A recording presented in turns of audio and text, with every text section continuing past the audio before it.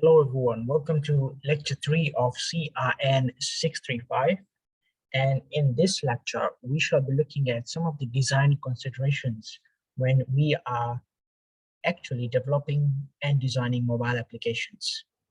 The mobile computing environment is generally constrained in many ways. Mobile elements themselves are resource poor and unreliable. Their network connectivity is often achieved through low bandwidth wireless links. Moreover, there are several restrictions that have great impact on the design and structure of mobile computing applications and motivate the development of new computing models.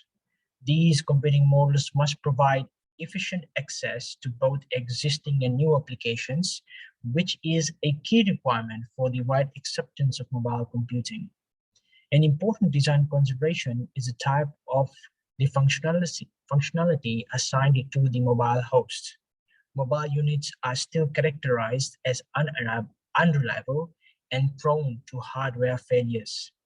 Moreover, there may be theft, loss, and accidental damages.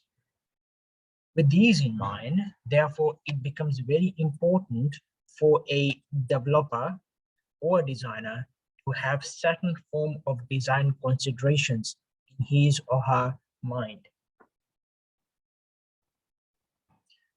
So when we talk about design considerations, we're generally talking about context information.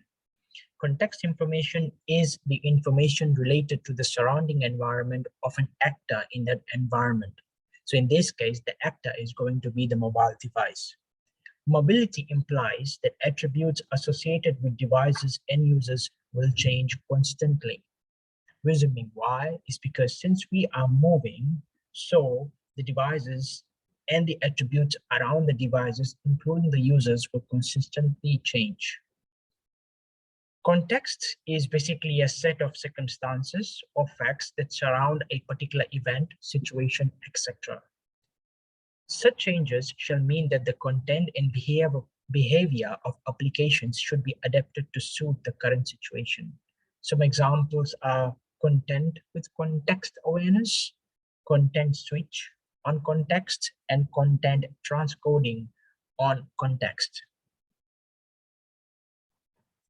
Concerning contexts in mobile computing, the following contexts needs to be taken care of when dealing with mobile computing. Firstly, we're dealing with the type of application. So there are two types generally, native or web-based. So when we talk about native, that means we're using the mobile application that is stored in the device itself. Mobile web-based is whereby you try to use an application to the use of a web browser. So context also refers to the target device, user experience, resource constraints, multiple platforms, security, and network communication. The type of application that is native or mobile-based. So over here, we're looking at the types of applications, the types of processing, maintainability, and compatibility. Before designing mobile application, you need to determine the type of application. If your application requires local processing, access to local resources, then consider designing a native application. A native application is hard to maintain, requires separate distribution and upgrade infrastructure, are compatible only with the device target or platform, requires more effort, sometimes huge, to port on different devices. A mobile web application is compatible with all devices with internet and a browser. Target device. Device and platform, device features, device capabilities. Target device and platform, that is the operating system, plays a key role throughout design decision-making process. Design decisions are influenced by targeting device's screen size, resolution, orientations, memory, CPU performance characteristics. Operating system capabilities, device hardware, user input mechanism, that is touch or non-touch, sensors such as GPS or accelerometer, etc. User experience should be rich, intuitive, and responsive. We try to avoid any form of distractions, individualisms, and data entry. User interface should be rich, intuitive, and responsive always. While using mobile application, user is often restricted by external or internal ways or events. In this case, for example, when you are using a mobile application, you might have an incoming call. These events have to be factored when designing a mobile application. Screens should be identified and considered that the user is often focused on discrete individual tasks.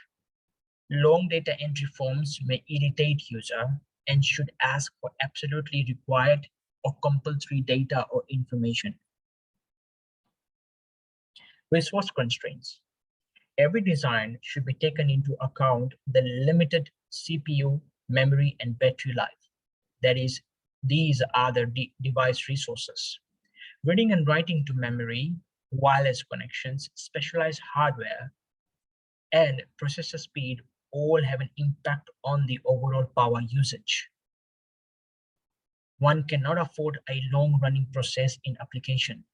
In some cases, application processing should be offloaded from the device to avoid excessive resource consumption, example, using notification or app-directed SMS instead of polling to monitor a value or flag on a server. Multiple platforms. There is a high technology fragmentation in the mobile world. It is very unlikely that an application will target only one platform or only one device. In near future, requirements like same code base should support iPhone, iPad, and Android phones, or even Android tablets in that case. And there's a likely chance that the demand for it would even increase. Architects should consider portability as important architectural goals when designing mobile applications. If you're developing for more than one device, design first for the subset of functionality that exists on all of the devices, then customize for specific features when they are detected. Therefore, what it simply means here is when you are actually considering the design of a mobile application, try to ensure that first of all, design the application that is meshed for all platforms of the mobile devices. For instance, Windows-based, Android-based, or even Apple-based. So once it starts working on those all types of devices, then try to customize it to match to specific platforms. Security. Devices are more vulnerable than desktops, especially mobile devices, primarily due to the lack of awareness. Moreover, device can be lost easily. Ensure that the mobile device server communication is secured and server accepts requests only from authentic source. If you are storing any confidential application or configuration data locally, ensure that the data is encrypted. Network communication. Network communication on device is slow and costly. Reduce network traffic by combining several commands in one request. Example, committing, adding, updating, and deleting the code in one request instead of firing separate requests on each add, update, or delete. Compress large text or XML data to lessen up network traffic, designed for asynchronous communication. Client Context Manager. CCM maintains information pertaining to mobile devices, users, location, network, environment around each mobile device. We need a client context manager to gather and maintain information pertaining to the client device, user, network, and the surrounding environment. Mobile computing applications are needs to operate in dynamic conditions, which is due to different networking or network conditions. Now, CCM is responsible for receiving raw context data, collating the data into useful form and disseminating it to context consumers. It presents context information to consumers in a suitable and a operable form. Context model should allow aggregation. Dynamic updates, dynamic updates should be possible. Context history should be available. Context should be filtered. Challenges with CCM. Context definition, defining context attributes with interoperability in mind. How will every GPS device know the current data format, for example? Context sensing, the way context data is obtained, example, GPS data acquisition. Context representation, the way context information is stored and transported, example, transmitting such information. Context interpretation, the way the context data is interpreted. Example, we might need additional GIS information to interpret the GPS data. Contexts handled by CCM. So these may be identity, spatial and temporal information, environmental information, social information, proximity and availability of resources, psychological measurements,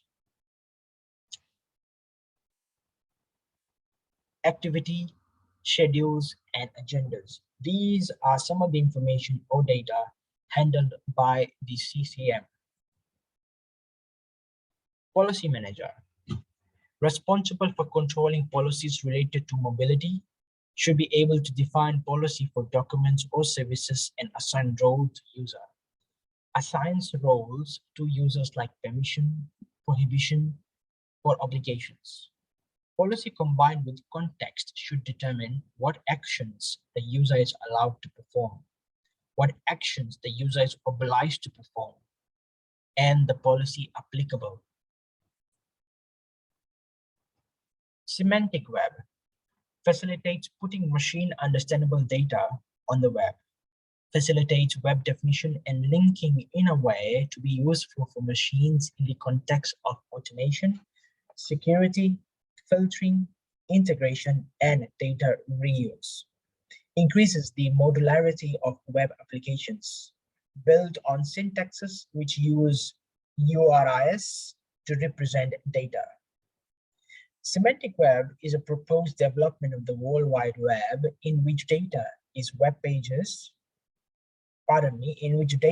in web pages is structured and tagged in such a way that it can be read directly by computers. Let me repeat that. Semantic web is a proposed development of the World Wide Web in which data in web pages is structured and tagged in such a way that it can be read directly by computers. Security manager secures connection between client device and origin server, should handle various functions: confidentiality, managed by encryption; integrity, managed by algorithm; availability relates to peripheral security; non-reputation, managed by digital signatures. Mobile security management is the collective tools and technologies and processes that enables the securing of a mobile device or mobile computing environment. Typically, mobile security management is part of the larger or broader information security management policy and procedures that focus mainly on mobile IT assets.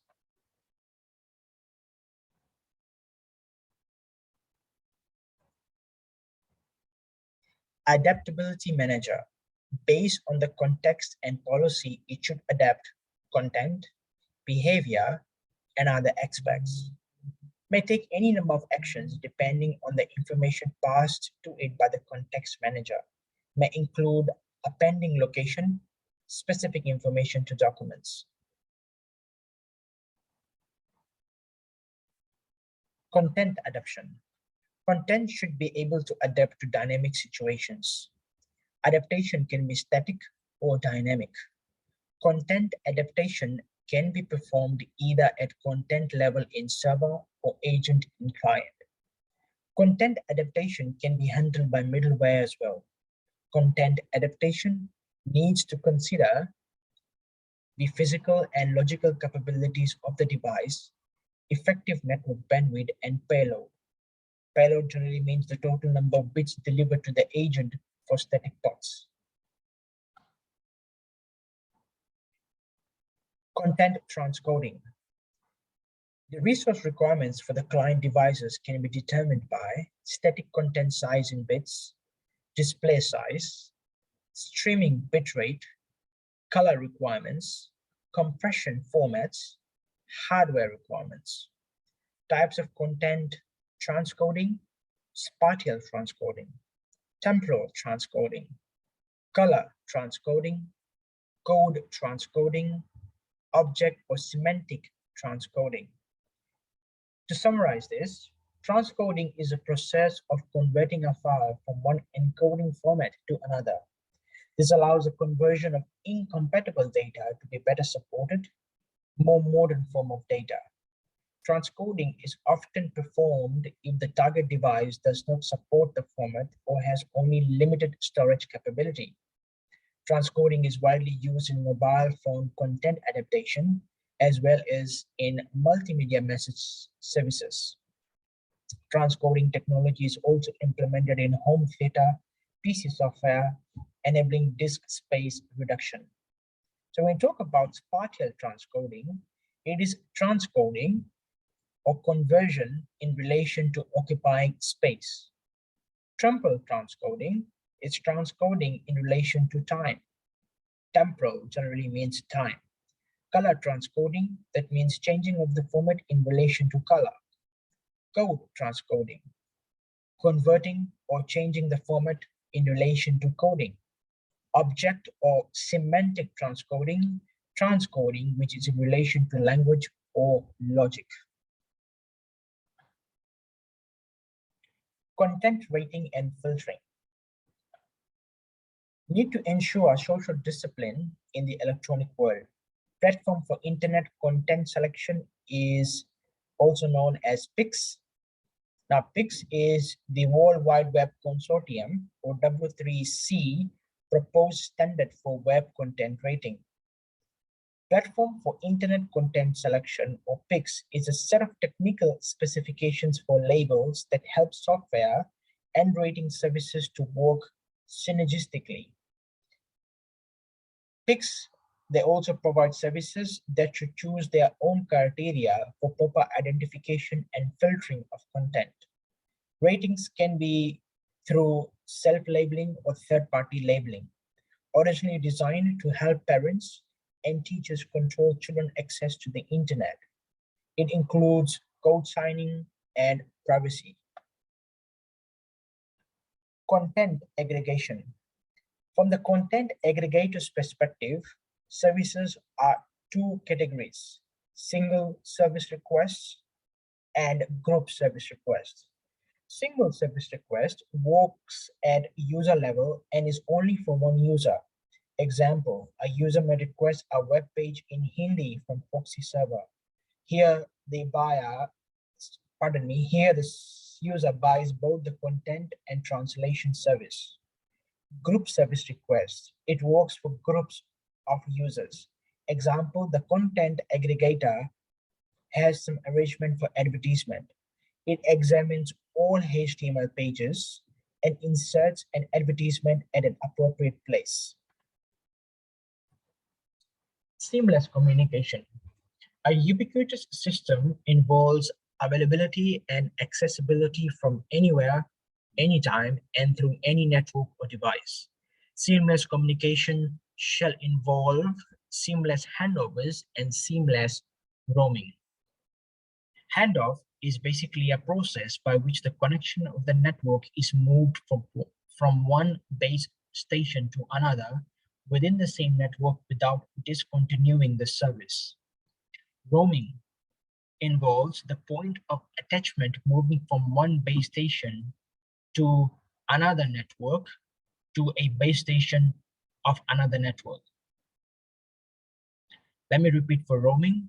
Roaming basically involves the point of attachment moving from one base station of one network to a base station of another network.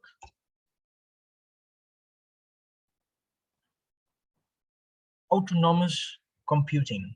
The purpose of autonomous computing is to free users and system administrators from the details of the system operation and maintenance complexity. It combines functions such as self-configuration, self-optimization, self-healing, self-protecting, and self-upgradable. Context-aware systems. The following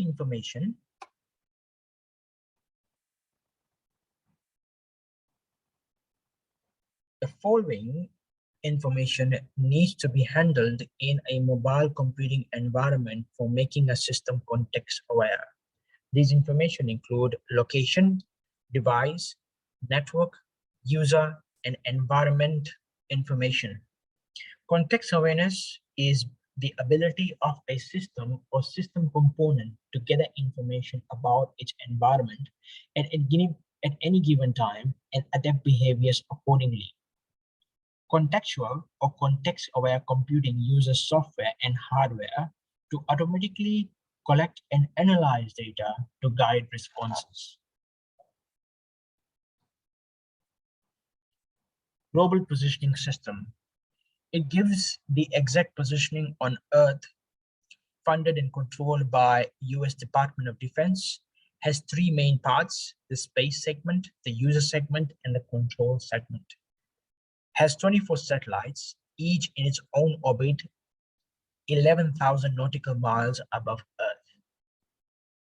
The GPS, or the Global Positioning System, is a space-based radio navigation system consisting of a constellation of satellites broadcasting navigation signals and a network of ground stations and satellite control stations used to monitor and control.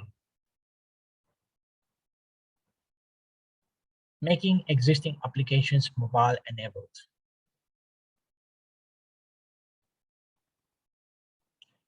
Enhancing an existing application, renting an application, developing a new application, buying a packaged solution, bridging the gap through middleware. These are some of the ways in which you can make existing applications mobile-enabled.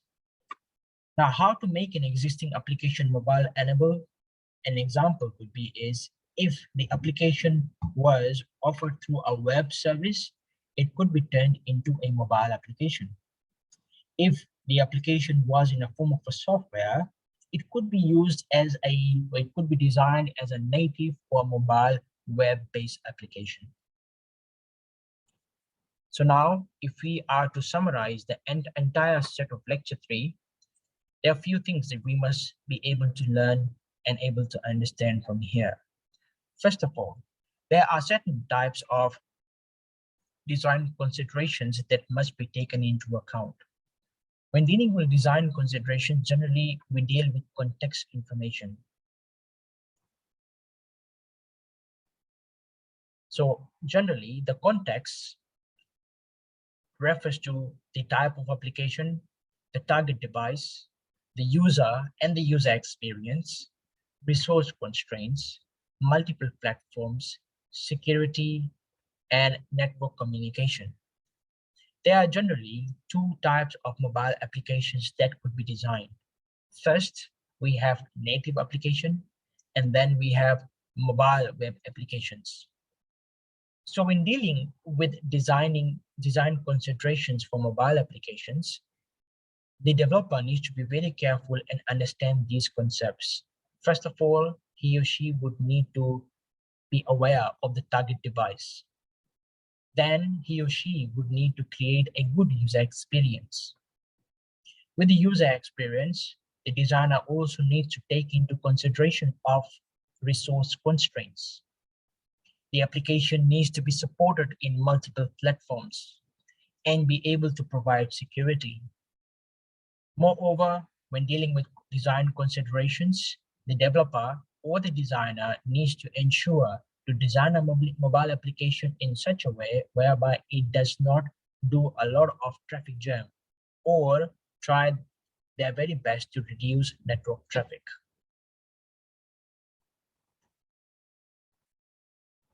Moreover, in the lecture slide, we also looked at semantic web.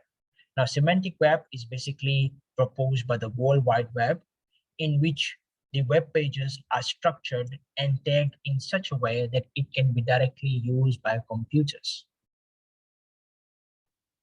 Moreover, we had a look at content transcoding. So content transcoding, there are a few types. First one is spatial, dealing with space. Next one is temporal, dealing with time. After that, we had color transcoding, dealing with the color combinations in a mobile application. Code transcoding, that means how the code could be converted from one format to another. And it deals here in terms, and in code transcoding, it deals as such. Object or semantic coding, transcoding rather. Now this has to do more with the language and the logic.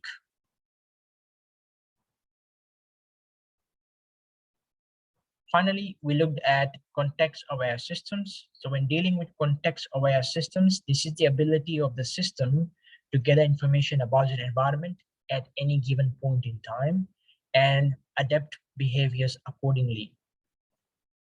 Global positioning system, also known as GPS, basically these are the sets of satellites that are above the Earth, and they are used for monitoring and controlling purposes.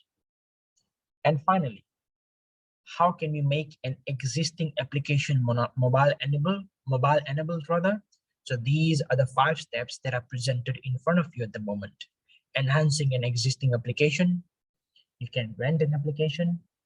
You may develop a new application. You can buy a package solution, or what you can do is you can use a middleware to allow your general application to be turned into a mobile enabled application. So this summarizes your lecture 3 for CIN635. Thank you.